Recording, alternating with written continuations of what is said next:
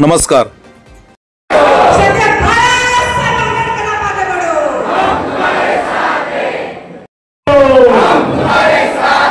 वंचित बहुजन आघाडीचा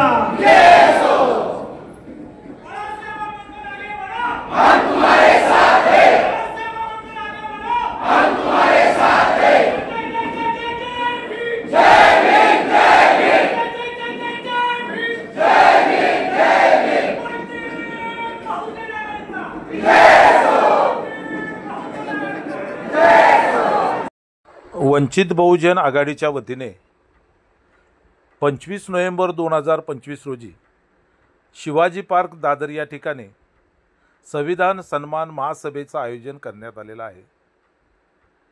या निमित्ताने काल 15 नोव्हेंबर 2025 रोजी डॉक्टर बाबासाहेब आंबेडकर भवन दादर येथे श्रद्धेय बाळासाहेब आंबेडकर यांच्या नेतृत्वाखाली मार्गदर्शनाखाली नियोजनाची बैठक आयोजित करण्यात आली होती। आंबेडकर भवन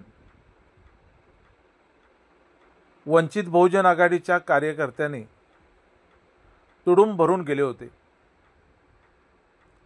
या कार्यकर्त्यांना श्रद्धेय बाळासाहेब आंबेडकर यांनी सुमारे 1 तास 5 मिनिट संबोधित केले। शिवाजी पार्क दादर या ठिकाणी संविधान सन्मान महासभा का आणि कशासाठी आयोजित करण्यात आलेली आहे, त्याचा उद्देश काय आणि या सभेच्या नंतर त्याचे काय परिणाम होतील याचे सविस्तर विवेचन श्रद्धेय बाळासाहेब आंबेडकर यांनी आपल्या या 1 तास 5 मिनिटाच्या भाषणामध्ये केले। महाराष्ट्र संध्या न्यूज चॅनेलच्या वतीने श्रद्धेय बाळासाहेब आंबेडकर यांचं हे भाषण आपण या व्हिडिओच्या माध्यमातून पाहू शकता।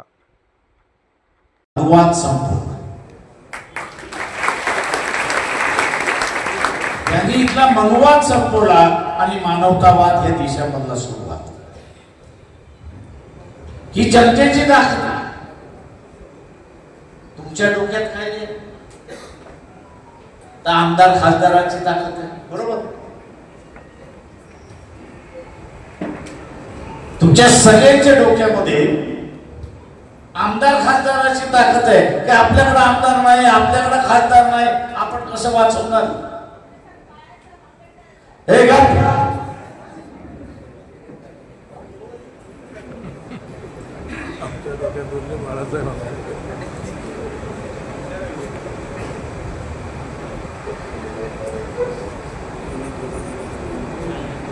आमदार खासदार काय करत नाही, त्यांचा पक्ष करत असतो।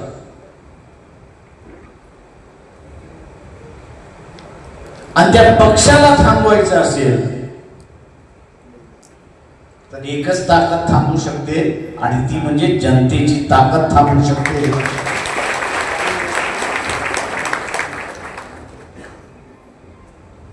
आणि तीच जनतेची ताकद उभी करण्यासाठी मला एक सांगा, मागच्या 5 महिन्यामध्ये 6 महिन्यामध्ये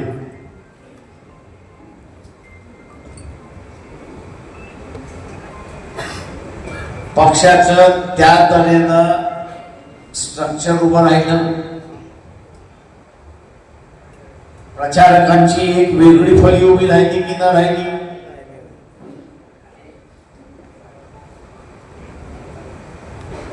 प्रभागामधल्या वार्डामधल्या प्रचारकांची एक फळी उभी राहिली की न राहिली?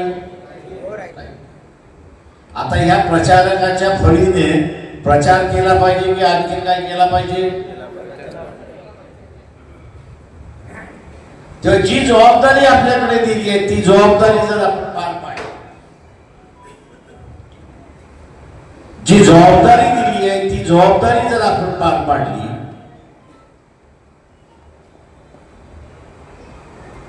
तर इथे सत्ता असो या नसो,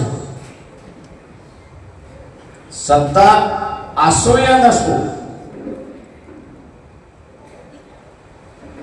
पाठीमागे कोण आहे की ना?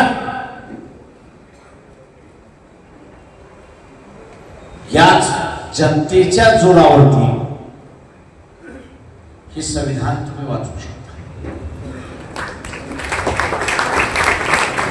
मी आपल्याला असताना विचारतो, राजदीप देसाईने काही वर्षापूर्वी महात्मा गांधी सोडून उरलेल्या सर्व नेत्यांमध्ये आत्ताच्या कालावधीमध्ये सगळ्यात लोकांच्या लक्षात राहणारा व्यक्तिमत्वाचा एक सर्वे केला होता. किती टक्के जनतेने कुणाकुणाच्या बाजूने असणारी टक्केवारी दिली होती? कुणीतरी एकाने सांगा मला.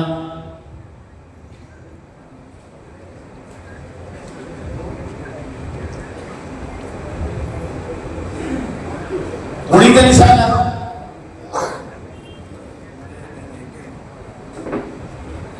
बाबासाहेब आंबेडकरच या सगळ्या नेत्यांमध्ये लोकांच्या लक्षात असा एक विषय मध्ये झाला होता.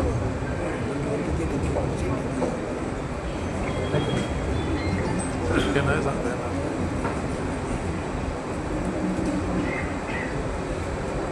किंवा मी आता असताना विचारतो की RSS भारतीय जनता पक्षाने सरदार पटेल यांचं आता इमेज बिल्डिंग ज्याला आपण म्हणतो, हे कुठल्या मुद्द्यावरती केल्या जाते? कुठल्या मुद्द्यावरती केल्या जाते?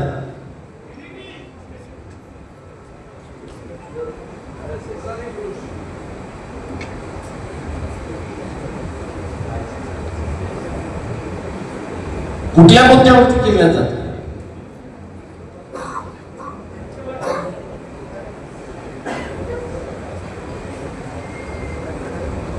कुठल्या मुद्द्यावरती केल्या जाते?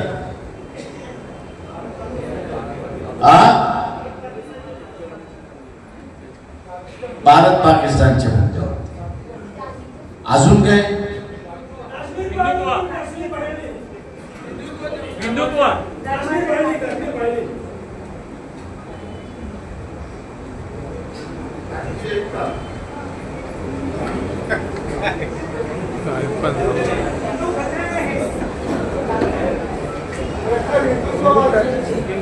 हिंदुत्वाच्या मुद्द्यावर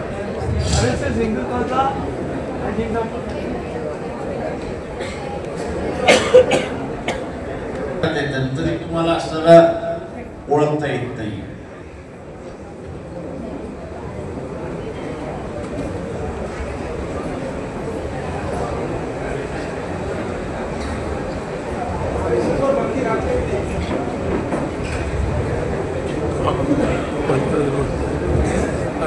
जे सरदार पटेल यांचं असणारं इमेज बिल्डिंग चाललेलं आहे ते की इथल्या असणाऱ्या सगळे राजेशाही राजवाडे जे होते त्या सगळ्या राजे राजवाड्यांना भारतामध्ये सामील करून घेणारा हा सरदार पटेल अशा रीतीने इमेजिंग त्या ठिकाणी केल्या जाते. आता मला कोणी सांगेल का की हे का केल्या जाते?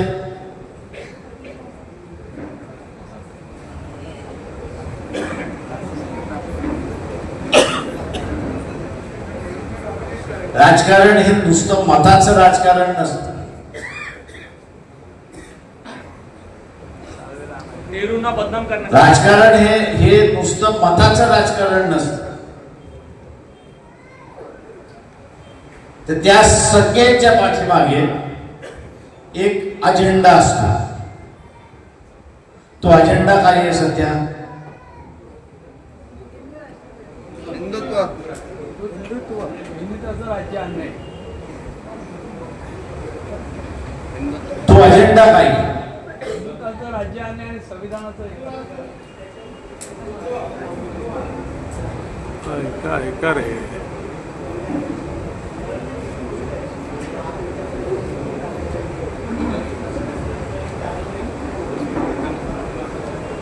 ते पण त्याचा उद्देश काय तुम्ही म्हणाला ते बरोबर आहे की सरदार पटेलांनी RSS वरती बंदी आली हे बरोबर आहे, पण त्यांचा उदो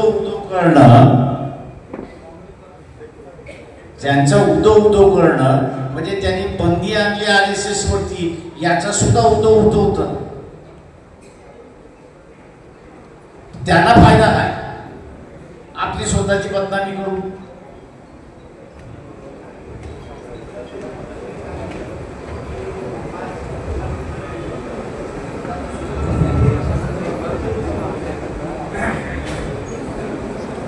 त्यांचा उद्देश काय, आपल्याला कुठल्याही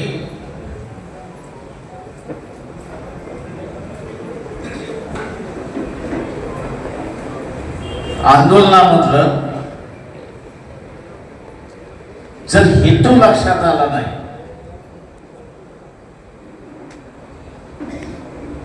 तर त्या आंदोलनाबरोबर आपण लढू शकत नाही.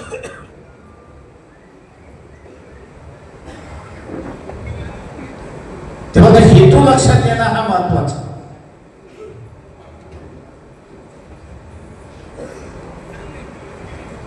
आपली बदनामी होईल याची त्याला जाणीव आहे की सरदार पटेलांना मोठं केलं तरी, पण त्यांचा जो खरा अजेंडा आहे त्याच्यामध्ये की या देशाचा करता धरता, या देशाचा करता धरता राजेशाही संपवणार, त्यांना विलीन करणारा हा सरदार पटेल. आणि सरदार पटेल हा सगळ्यांपेक्षा मोठा. त्यांनी आमच्यावरती बंदी आणली तरी चालेल, पण आम्ही त्यांचं हे मोठेपण आहे, त्यांचं हे जे मोठेपण आहे याचा आम्ही असा उदो करतोय आणि लोकांसमोर आणतोय. त्यांचा हा उदोपणा करून उरलेल्यांना खुजल करण्याचा असताना जो भाग आहे, उरलेल्यांना जो खुजल करण्याचा जो भाग आहे तो आपल्याला असताना ओळखता आला पाहिजे हे आपण लक्षात. सरदार पटेलांच्या जागेवरती एक महान व्यक्ती नाही असं नाही, पण त्या महान व्यक्तीच्या नावाखाली उरलेले सगळे काँग्रेसमधले जे नेते आहेत, उरलेले काँग्रेसमधले जे नेते होते त्या काळचे, ते कसे राजे राजवाडे आणि मग उरलेलं जे सगळं येईल त्यांच्या बरोबर होते असं दाखवण्याचा जो एक भाग चाललाय तो आपल्याला ओळखता आला पाहिजे हे लक्षात. मी उदाहरण दिला,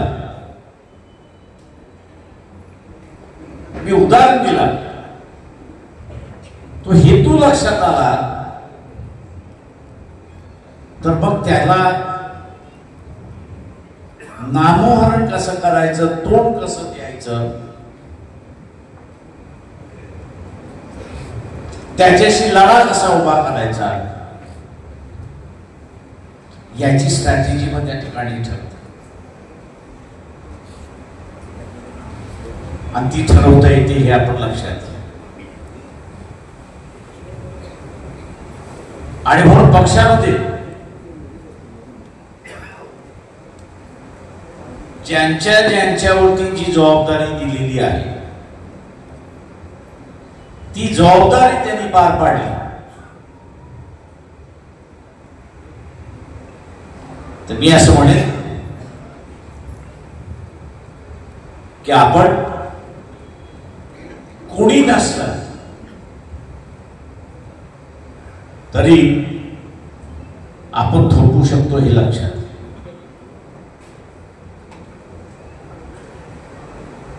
आपण थोपू शकतो हे आपण लक्षात. उद्याचा ज्याला यायचं असेल तो येईल आपल्याबरोबर. उद्याच ज्याला यायचं असेल तो येईल आपल्या बरोबर, पण आपण ठरवून चाललं पाहिजे की उद्या आपल्या बरोबर कोणीच येणार नाही.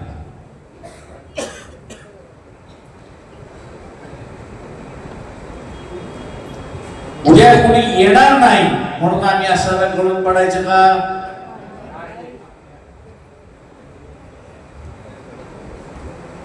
नाही.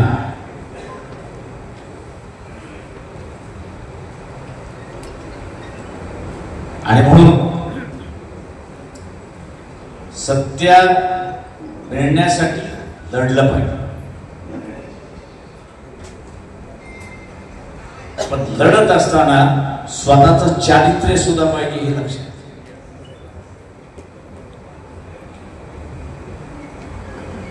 इंग्रजीमध्ये मी नेहमी म्हणत असतो की इंग्रजीमध्ये एक वाक्यप्रचार आहे आणि तो म्हणजे बेगर्स आर नेव्हर चूजर्स. म्हणजे जे भिकारी आहेत त्यांनी भिक्षा काय केली पाहिजे या सांगण्याचा त्याला अधिकार नाही. जी भिक्षा त्याला मिळाली ती त्याला त्या घेण्याचा फक्त त्याचा अधिकार. आता मला एक सांगा की भिक्षा मागणारा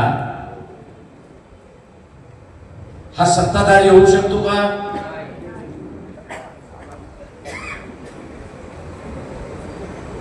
भिक्षा मागणारा हा सत्ताधारी होऊ शकतो का?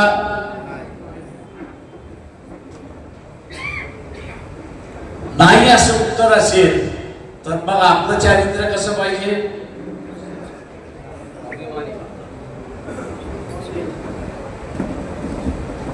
आपलं चारित्र्य काय पाहिजे? आपलं चारित्र्य कसं पाहिजे?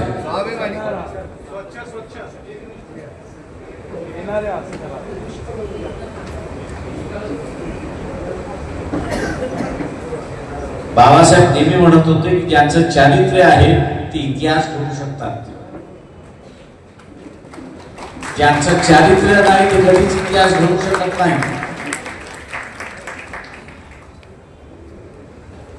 आणि हा आपण गावागावामध्ये प्रचार केला पाहिजे, प्रभागामध्ये केला पाहिजे, वार्डामध्ये केला पाहिजे आणि वस्त्यांमध्ये केला पाहिजे.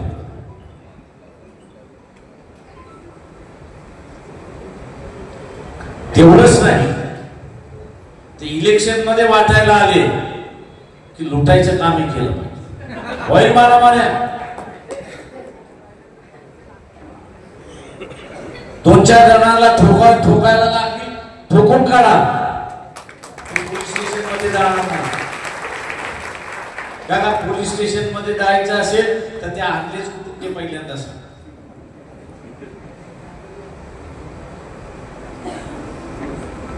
तो मारामाऱ्या करायला सुद्धा येणार नाही का? त्यांनी मारामारी का केली हे त्याला सांगावं लागणार.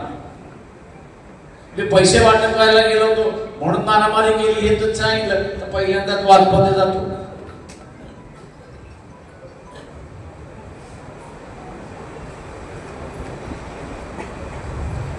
इथे अनेक फ्रंटवरती लढावं लागणार आहे एवढं लक्षात. अनेक फ्रंटवरती लढावं लागणार. तेव्हा कुठे जाऊन आपण असताना ही जी व्यवस्था आहे आणि संविधान जे आहे ते आपण वाचू शकतो एवढं लक्षात.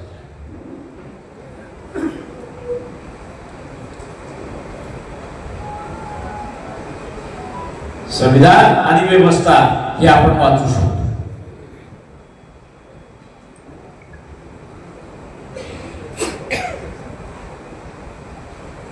आणि म्हणून जेवढं आपण ताकदीने असं म्हणू समोरच्या माणसाला की तुला लोकशाही पाहिजे की हुकुमशाही पाहिजे, तुला लोकशाही पाहिजे की हुकुमशाही पाहिजे, तो म्हटला लोकशाही पाहिजे. मग त्याला विचारलं पाहिजे की तू RSS BJP ला मान मतदान का करतोयस? काही कार्यक्रम हे जाणीवपूर्वक घ्यावेच लागतात.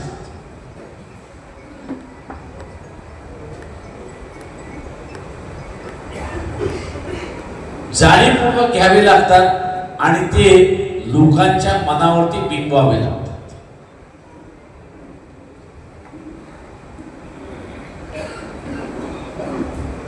बिंबवावे लागतात.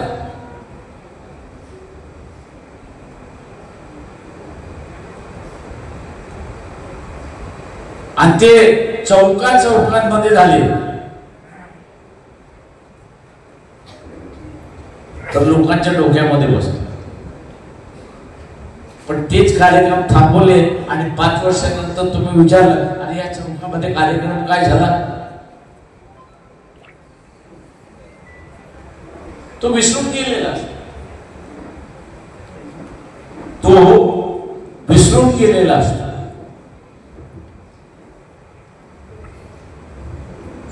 याला सर्वसामान्य माणसाची, ज्याला आपण म्हणतो मेमरी जी आहे, स्मरणशक्ती जी आहे,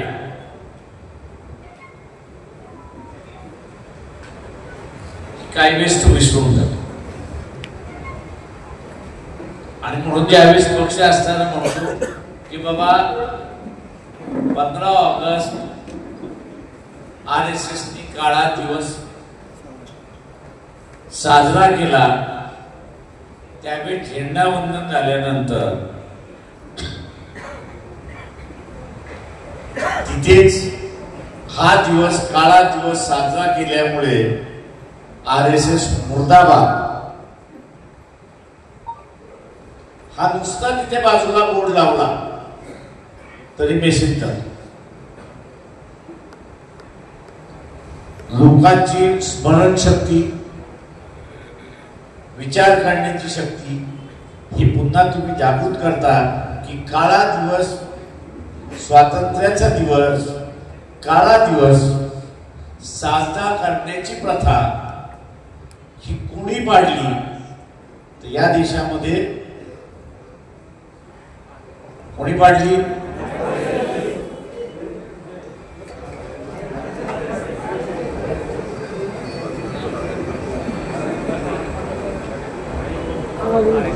मी इथं बसल्या बसल्या असताना रामायण सांगतोय आणि हा शेवटी बसल्या बसल्या विचारतोय की सीता कोण?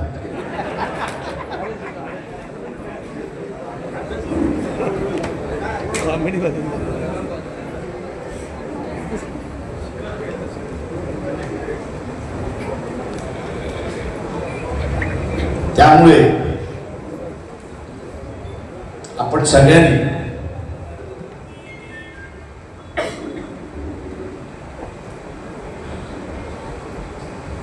बिहारच्या निवडणुकीनंतर दफ्तरदारात माझ्या बाजूला बसत होते.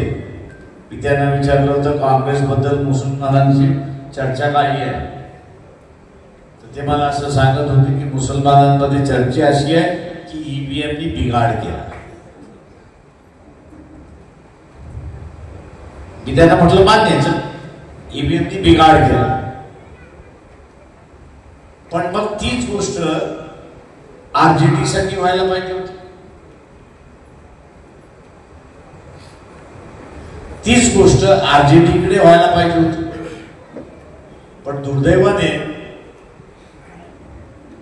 RJD कडे नॉन मुस्लिम मत सुद्धा होत. RJD कडे मुसलमानाच्या व्यतिरिक्त गैर मुसलमान म्हणजे हिंदू हा सुद्धा मतदार होता. या निवडणुकीच्या निकालावरनं एकच दिसतंय की काँग्रेसकडे आता असणारा हिंदू मतदार राहिलेला नाही.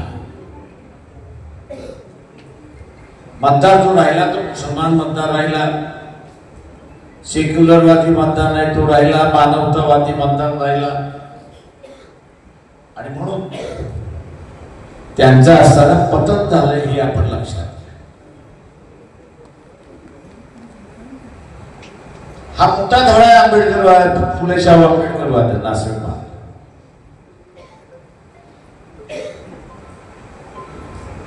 हा सगळ्यात मोठा धडा आहे असं मी त्या ठिकाणी मानतो.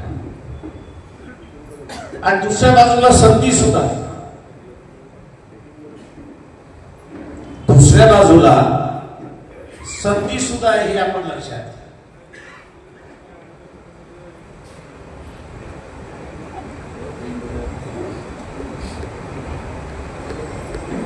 धोका काय आहे?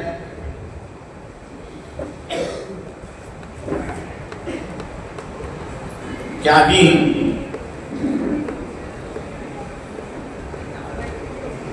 मानवतावाद घेऊन चाललो. आम्ही असताना मानवतावाद घेऊन चाललो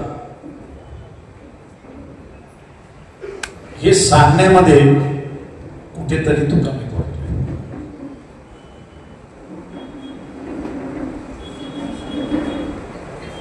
तो सांगण्यामध्ये कुठेतरी कमी पडतो.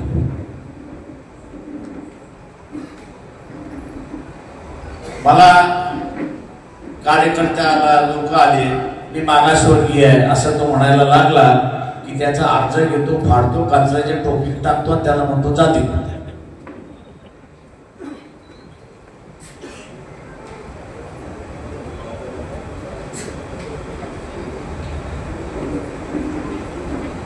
फाडायचा, फेकायचा, म्हणायचं जा निघून, तुझी काही गरज नाहीये.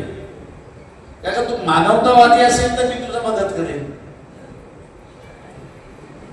तुझी मानसिकता जर मागासवर्गीय असेल तर तुला कशाला मदत करू? तू काय सुधारणार नाही.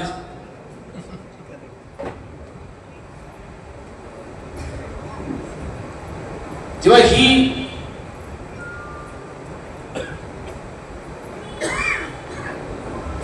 की मी मानवतावादी आहे हे ज्या क्षणाला तुम्ही बिंबवायला सुरुवात करा त्यावेळेस सर्व मानवतावादी एका झेंडाखाली यायला सुरुवात. जेव्हा मी मागासवर्गीय असं मी ज्यावेळेस म्हणतो त्यावेळेस मी काय सांगत असतो की माझ्यामध्ये ताकद बिलकुल नाही. मी तुमचं नेतृत्व करू शकत नाही.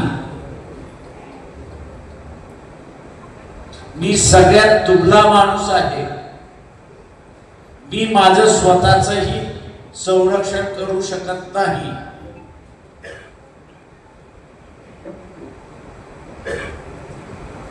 हा संदेश तुम्ही समोरच्याला देता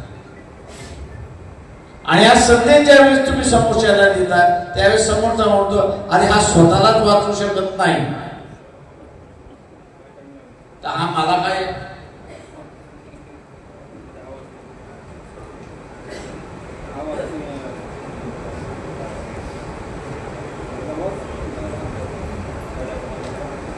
त्याच्यामुळे दुबळेपणाची जी मानसिकता आहे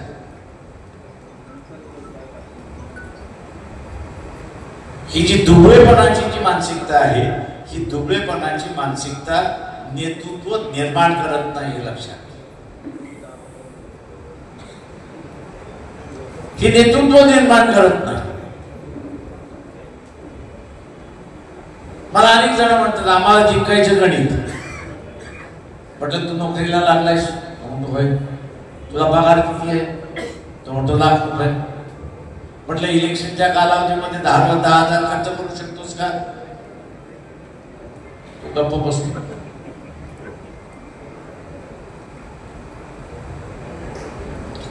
त्याला सत्ता पाहिजे.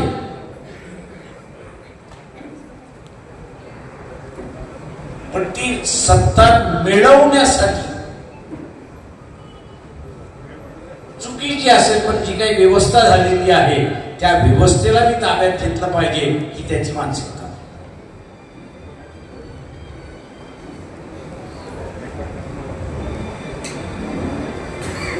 तो मला असंही विचारत नाही हे तुम्ही ₹10,000 का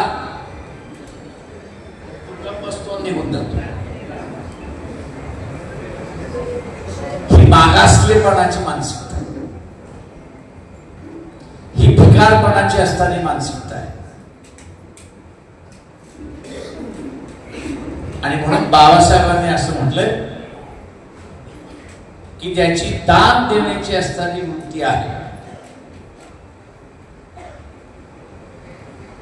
बुद्धाने सुद्धा असं म्हटलंय की ज्याची दान देण्याची असणारी वृत्ती आहे त्याच्यात उदात्तपण आहे आणि त्याच्याच बरोबर त्याच्यात माणुसकी पण आहे. ज्याच्याकडे दान देण्याची असणारी वृत्तीच नाही तो अप्पलपोटी आहे आणि स्वार्थ. कोण आहे? अप्पलपोटी आहे आणि स्वार्थी. आता मला एक सांगा की ह्या स्वार्थ वृत्तीला आणि अप्पलपोटी वृत्तीला कोणी सत्तेवरती बसवणार आहे का?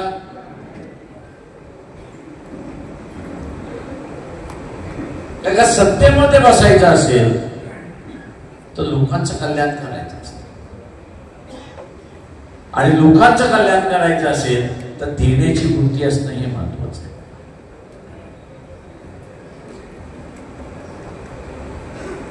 आणि म्हणून 10,000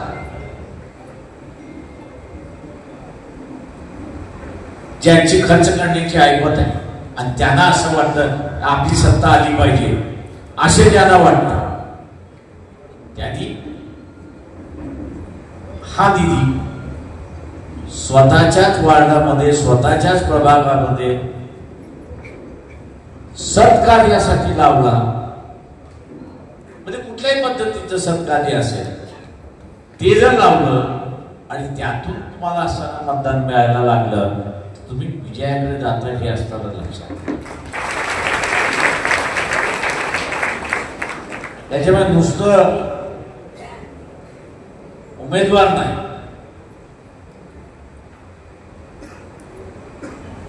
पक्षाचे पदाधिकारी आहेत म्हणून नाही,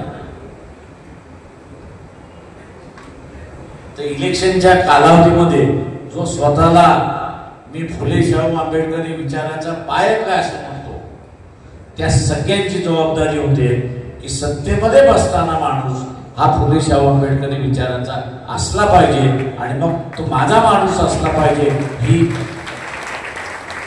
मानसिकता, ही मानसिकता जोपर्यंत होत नाही,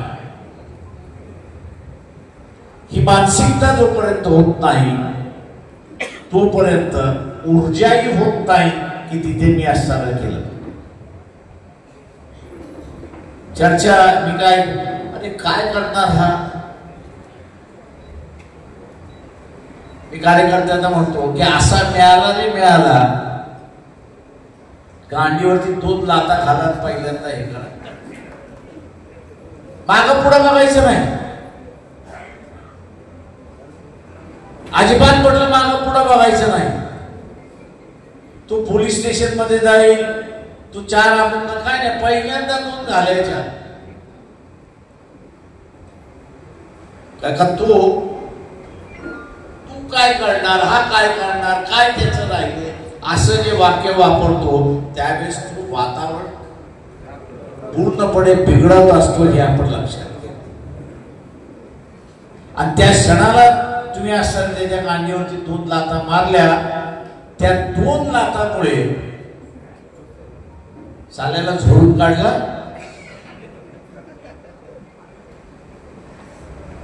हा माहोल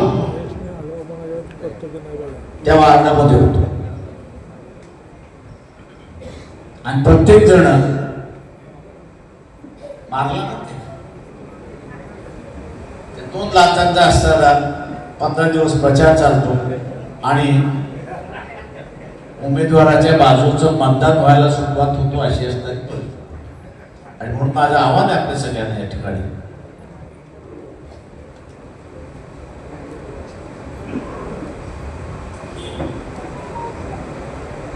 उद्याची 25 तारखेची जी रॅली आहे,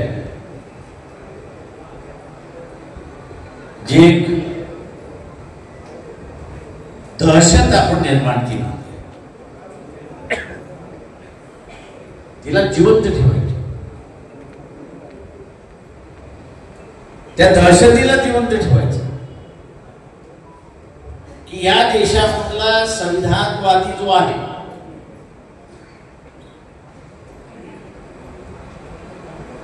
हा सत्तेमध्ये कोण आला कोण गेला त्याच्याशी त्याला परवा नाही, पण संविधानाने दिलेले मानवतेचे अधिकार जे आहेत ते जर कोण बदलायचा प्रयत्न करणार असेल त्याच्याशी दोन हात करण्याची ताकद सुद्धा तो ठेवतो हे आपण लक्षात घ्या.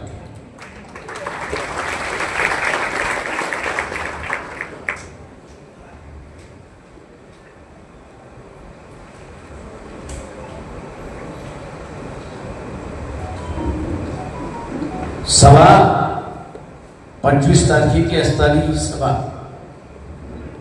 ही जे वैचारिक दहशतवाद आपण जो निर्माण केलेला आहे, वैचारिक दहशतवाद आपण जो निर्माण केलेला आहे तो वैचारिक दहशतवाद जिवंत ठेवायचा. कदाचित असणारी आज औरंगाबादला जे आंदोलन झालं RSSच्या विरोधात त्याची केसही दाखल झाली असेल.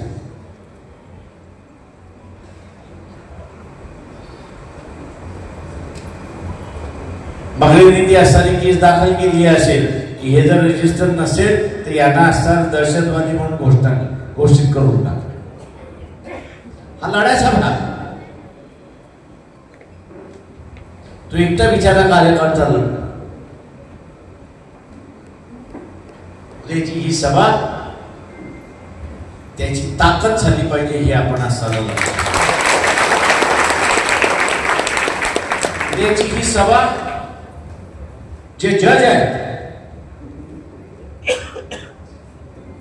त्या जजला सुद्धा दहशत बसली पाहिजे की मी जर वेडा वाकडा काय याचं काय केलं तर मलाही लोक सोडल्याशिवाय राहणार नाहीत आणि मलाही त्याचं उत्तर द्यावं लागेल.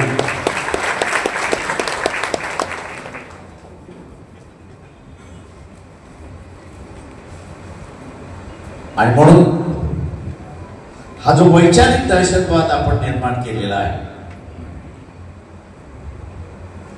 हा वैचारिक दहशतवाद अबाधित राहिला पाहिजे, कायम राहिला पाहिजे. त्याला येणाऱ्या काळामध्ये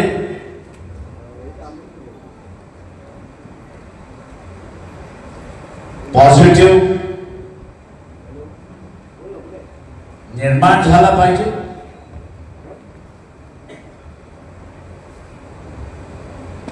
आणि आपलं चारित्र्य हे संविधानवादी जो आहे हे मगाशी प्रश्न एक विचारला होता किती टक्के यांना घराणेशाही हा 1990चा सर्वे आहे.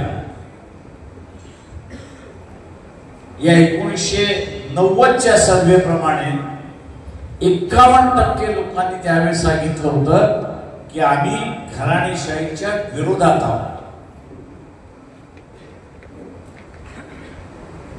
22% सांगितलं की हा संपला पाहिजे.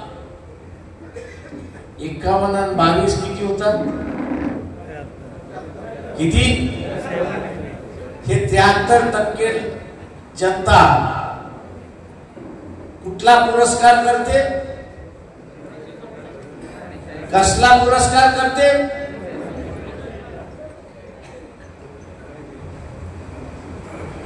त्यावेळेस 1990 साली 73% जनता ही लोकशाहीच्या बाजूने आहे. तेव्हा ह्या 73 जनतेचा फुले शाहू आंबेडकरी कार्यकर्ता नेता झाला पाहिजे.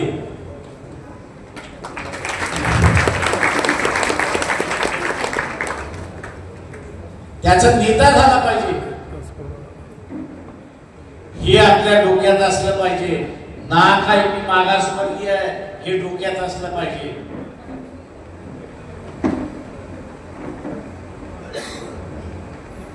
आणि म्हणून 25 तारखेच्या प्रचाराला आपण असणारा जोराने लागाल ही अपेक्षा मी या ठिकाणी बाळगतो आणि या ठिकाणी थांबतो. जय भीम. एक दुसरा आहे, मी साक्षी वाघमारे यांचा असताना कौतुक करतो की तिने एक स्लोगन तयार केलं. नाही तर आपली स्लोगन काय, जय भीम बोलो और किधर भी छोड़ो. डोका आपला कधी चालत नाही. तिने आपला असणारा सगळं बुद्धी चालू तिने असणारं जे स्लोगन केलं तिचं मी असणारं अभिनंदन करतो. आणि येताना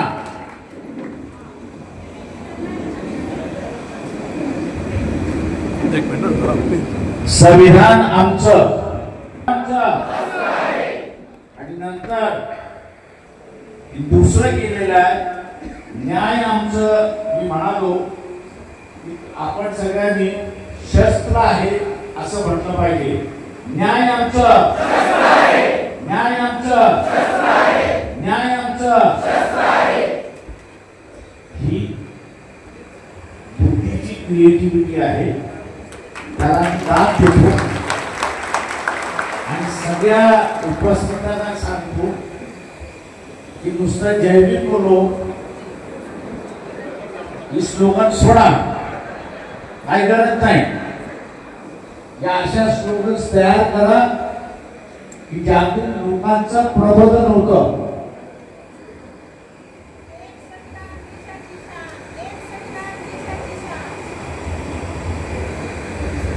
स्लोगन अशा पाहिजे की ज्या लोकांचं प्रबोधन करतं. स्लोगन अशा पाहिजे की ज्या लोकांना माहिती देतं. आणि अशा स्लोगन आपण दिल्या पाहिजे हे आवाहन करतो आणि थांबतोय.